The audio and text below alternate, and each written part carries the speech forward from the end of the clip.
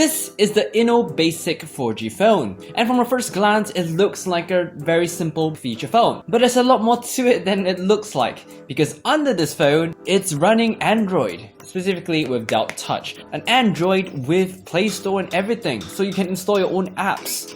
How is it? It's not great. Let's talk about why, and I guess this is a quick review of the InnoBasic 4G 2. It's a very simple basic phone. On the back we have the huge logo. It's a rather textured back, which is kind of nice. It's plastic, but it's okay. We also have the camera and flash on the back. It's a 2 megapixel camera. The camera is not great, but at its price point, which I paid about $50 for, I can't expect much. Volume rocker on the right of the phone. Something that the Nokia 8110 doesn't have, which I'm kind of upset about. We have a micro USB port on the top, headphone jack on the bottom. And on the front, we have a 2.6 QVGA screen. It's not great, the viewing angles are poor. The keypad on the bottom actually feels not so bad. It's quite clicky. I actually prefer it over the Nokia 8110's keypad. And then we have soft keys and a navigation key. We also have a front-facing VGA camera for the video calls, but in terms of photo quality, it's pretty bad. Inside, we have a quad-core 1.5 GHz processor with A7 cores from Spectrum. Spectrum is like a really low-cost SoC manufacturer, and it has 8 gigs of storage, 1 GB of RAM, and lots of connectivity options as well. Not only do we have 4G, like this name suggests, we also have Wi-Fi, Bluetooth 4, and GPS. So it's actually a very complete package in that regard. The big question is not really about the hardware, but usability. How well does Android run on a phone without touch? So Inno has tried to make the experience a bit smoother. They have their own custom launcher on top, which is a grid of application icons which you can scroll through and select.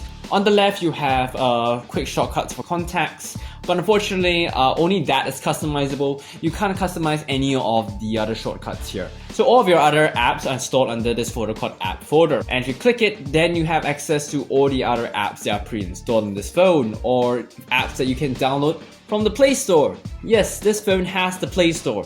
One thing I like to say is that I don't think this phone is properly Google Play certified. I don't think you can get a Google Play certified phone without a touchscreen for a mobile device. Considering that this phone doesn't have any other Google apps, makes me think this isn't certified at all. So, Inno's license, Google Play license is kind of questionable. But whatever. In terms of using the apps, all these soft keys, even though it looks like your typical feature phone soft keys, they actually are remapped Android buttons. The right soft key is the back button, the left soft key is the menu button, the call key is still the call key, the hang up key is actually the home button. But if you long press it, it also acts as a power button. And if you tap it once when it's in the home screen, it will unlock the phone. By the way, when the phone locks, you have to unlock it by like pressing and holding the star key to unlock the device. And sometimes it doesn't work very reliably. There we go. So in terms of stock apps, it's okay. It's not a great experience. So for example, in the messaging app, it looks like an app designed for a touchscreen, and you really want to like tap the plus button on the top to create a new message, for example. But to actually create a message, you have to use the D-pad to move your selection up to the top next to the plus icon, and then you can add a contact and start messaging people. You have to move your cursor, your selection around a lot in order to actually hit the button you want to. It's usable, but not great. The story is a lot different when it goes to custom apps though. So Instagram, when you open it, looks like it works pretty well. You can scroll through your feed and get the basic functionality working in that sense. But then you realize, how do I like a photo? Double clicking does nothing. And how do I post a photo? There's no way for me to select, search, or anything like that. And the simple answer is you can't, at least not in a default mode.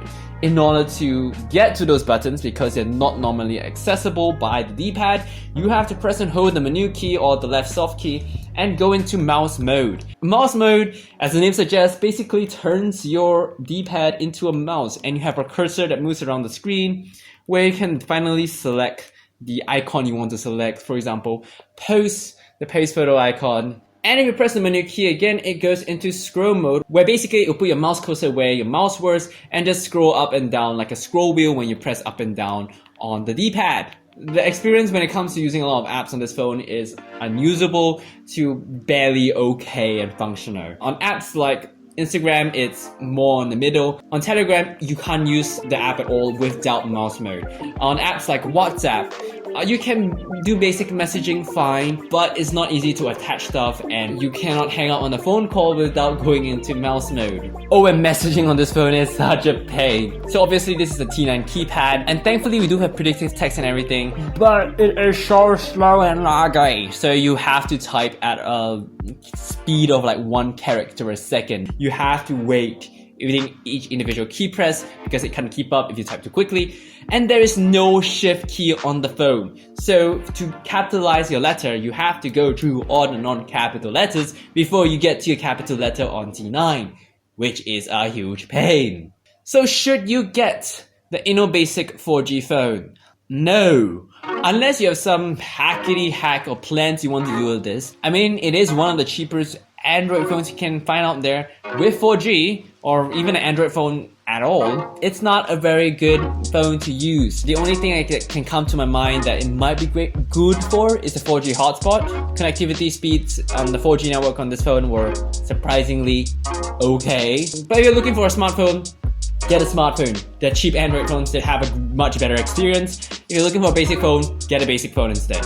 Simple as that. I could see a huge potential in it if it had a touchscreen, but without a touchscreen and the crappy typing experience, navigation, So thank you guys so much for watching this really quick review of this phone. I hope you enjoyed it. I hope you found it cool. If you like videos like this talking about tech, phones, the things that I love to cover, subscribe to this channel right here. I'm currently working on the Redmi 6 review, which is currently recording on the VO.